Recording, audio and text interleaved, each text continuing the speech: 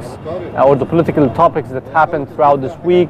We start first with the trial of the ousted Egyptian President Mohamed Morsi and the 14 co-defendants, which continued on Wednesday. Morsi, his presidential aides, and senior Muslim Brotherhood leaders are accused of inciting the murder and torture of opposition protesters outside the presidential palace in December 2012. And we also have the Egyptian armed forces have destroyed 10 hideouts of suspected militants in the Sinai Peninsula and arrested 4 suspects as part of an ongoing campaign against the Islamist insurgents in the region. And Egypt's foreign ministry said on Tuesday it had summoned Qatar's chargé d'affaires to demand the extradition of Sheikh Yusuf al-Qaradawi, one of the most influential Sunni Muslim clerics in the Middle East. And we have the Grand Ethiopian Renaissance Dam as well, which will have a negative effect on the Egyptian monuments because of the instability of the ground after water recedes. And the Egyptian Minister of Antiquities, Mohammed Ibrahim, said that on Tuesday. And we have with us, joining us today, Dr. Mehanna, who is a professor of political science and political analyst. Hello, Doctor. Good morning, and thanks for having me. It's a great pleasure to have you with us today. And let's first start with the topic, which is the trial of the ousted President Mohamed Morsi. What is your observation about the trial, and what is your observation about the series of sessions that we have witnessed lately? I do believe that the security forces are really doing a hard job in terms of securing the trials of Morsi and his followers. Morsi has really pulled Egypt into a lot of problems, and he's facing really a death penalty on a number of issues, such as the black carbon, the spying with Hamas, and also trying to give other countries things like Sinai to Hamas and Shalatim and Halab to Sudan, etc. On the internal side, Morsi has really done a very bad job in terms of running the economy and the political scene. Going back to the trial of Morsi, I think it's going very well, despite the hardness that the security forces are facing with the followers of Morsi in terms of attacks, the bombing, and so on. I think the trial is also going a lot better than what was going on with Mubarak at the time. In terms of more security. Next question will come. If you can give us like an insight of the comparison maybe between the two trials. Despite the mistakes of Mubarak was really worried about the country that goes into this turmoil or the violence. That's why he stepped down, and also he was playing a very peaceful role in terms of the trials.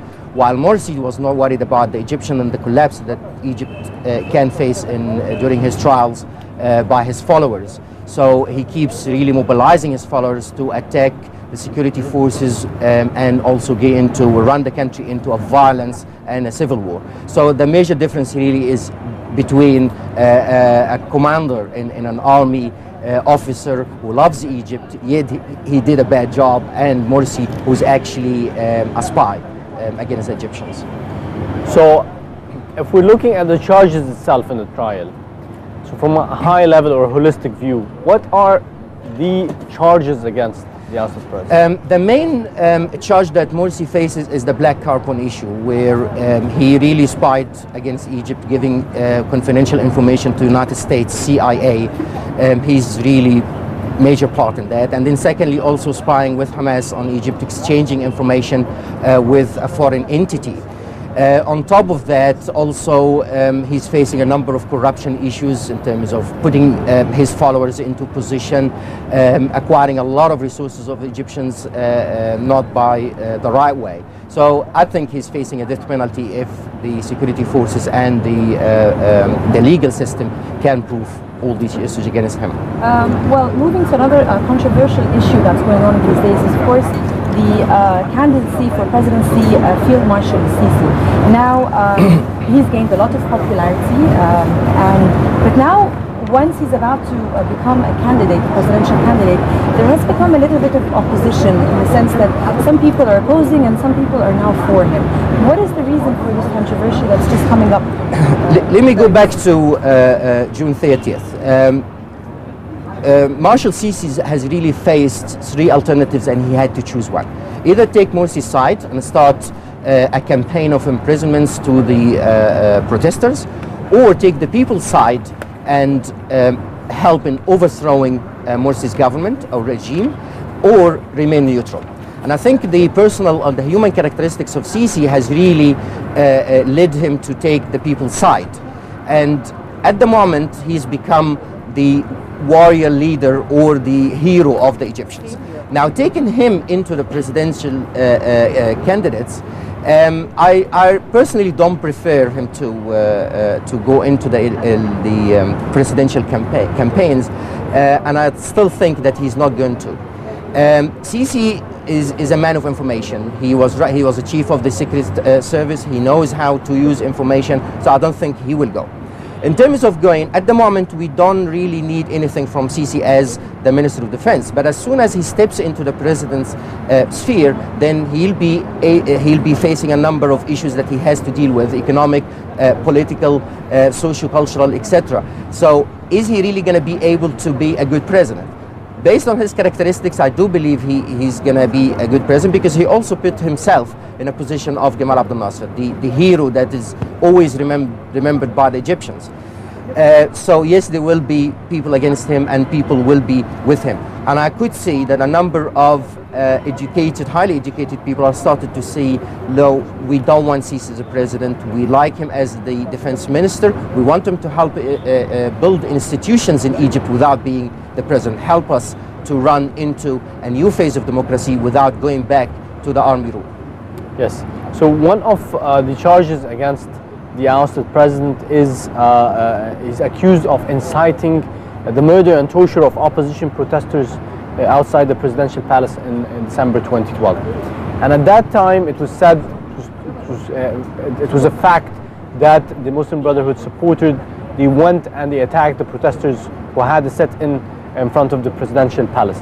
However, there was a significant amount of weapons that was induced, and death happens from both sides, whether the opposition and the other side. So do you think it is fair, the situation where only one side is being tried at this specific trial?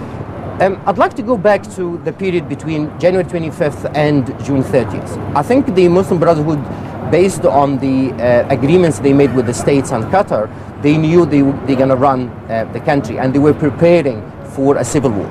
So a lot of weapons that came into Egypt were during that period of the 2 years. They didn't come when Morsi was in power. I think the charges that Morsi is facing about 29 charges, and I think they're all correct. But again, it goes back to the legal system, whether they're going to be able to prove these accusations or not. At the moment, I'm quite happy that the Egyptians are seeing or viewing the trials of Morsi live on TV, because it helps a lot of people that still believe in Morsi, that yes, he's been accused, and yes, there is a lot of evidences against him that can really take him to a death penalty. He's really able to mobilize a lot of his followers that have no idea what Morsi has done and what the Muslim Brotherhood has done in damaging Egypt over the last 3 years. So leveraging or picking up from the word damage, the trust system in Egypt with the government and with the number of entities has been damaged. So people, when they are thinking about trials, now the former and ousted president Hosni Mubarak is an innocent man until he's accused of having any verdict against him. So the people are thinking, since the trust is damaged, or this bridge of trust is damaged between the Egyptians and the system, or the upcoming administrations and regimes, do you think it is a balanced situation where you see an innocent ousted president 3 years ago with almost 1,000 killed and thousands being injured, and a very important milestone for Egypt, which is the 25th of January revolution, while this situation or this trial for the ousted president, for some opposition today, is feeling it's more of a retaliation for what happened, or for the ruling period and the failure in this ruling period? I'd like to go back to the January 21st revolution and June 30th. I think in Egypt, we really have a culture with problem in dealing with democracy and dealing with political systems. At the moment, when people saw what the Muslim Brotherhood has done to Egypt in terms of political, economic, and social damage, they're saying, well, Mubarak was a lot better. We need to change that tone of talking. We can't say Mubarak was better or Muslim Brotherhood is better. But at the moment, we've got a lot of poor in Egypt. Over 42% of Egyptians are poor. All they need is bread. And at the moment, you do expect these people to go back and say, well, Mubarak was a lot better. Yes. The problem that we're having at the moment is a weak political reality led by probably over 80 political parties that are all weak, have no vision and have no programs. And at the moment, if you look at the political situation in Egypt, we've got three groups: Mubarak followers, the followers of Morsi Muslim Brotherhood, and the people that have no idea what is going on. So you will see always people shifting from one group to another. Yes. The reality that we're facing at the moment, with the trial of Morsi, are the National Party leaders during Mubarak will be able to come over again and rule the country? It's a possibility. Will part of the Muslim Brotherhood, the sleeping cells, will be able to get into power again? There is a possibility. So what we need at the moment is a lot of TV programs led by the Ministry of Culture to try to educate Egypt. Doesn't mean that Morsi was bad, then Mubarak is better. No. It has to get worse before it gets better. And in a previous program, I talked about why it gets, or it takes between 3 to 5 years. After revolutions, always three groups of people come on board.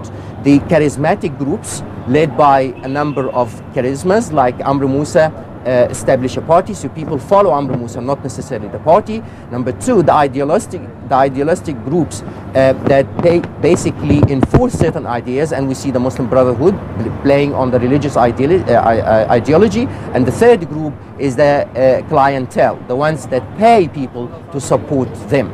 And we've seen really over 3 years, so my expectation, it will go into the next 2 years, the same chaos that we have, until we're really able to run ourselves as a new democracy, and we will get there. Well, Yes. Dr. Emad, just moving on to another next step, which is the extradition of Yusuf al-Qaradawi, Yes. that we've just heard a couple of days ago, who lives in Qatar. What do you see the most flagrant mistakes that al-Qaradawi has been doing, and why has he been attacking his country? There's a lot of pictures that show Qaradawi with the leaders of Mossad in Israel, with the leaders of Israel, the leaders of certain terrorist groups. I think the power of Qaradawi remains in the weakness of Egypt. During the reign or the time of Mubarak has really displayed Egypt as a very weak country that we always take on other criticism. So I think if Qaradawi knew that Egypt is a powerful country and will able to get him when he really crosses the red line, he wouldn't be able to do that. At the moment, we are facing, as 92 million Egyptians facing a country of 300,000, that we really asking them nicely to extradite Qaradawi. I think we need to be a lot more stronger. The Ministry of Foreign Affairs need to play a stronger role in pulling or in even getting into an international mediation, or take them to the United Nations complaint that you are hosting terrorists. And also the media needs to play a role in here, accusing Qatar of hosting terrorists, because that's exactly what Americans were doing in Iraq and in Afghanistan. You're hosting terrorists and we'll come and attack you. So I think we need to be a lot more stronger in dealing with Qatar. And extraditing the ambassador is not really an issue. It's not going to, break them. But what we need to do is really be a lot more stronger on the political front. Yes. Dr. Emad Mehanna, I'd like to thank you very much, Professor of Political Science and a political analyst. I'd like to thank you very much for joining us. Thank you very much. It's been a pleasure. Thank you. Thank you. And now let's move on for a short break and returning back for more.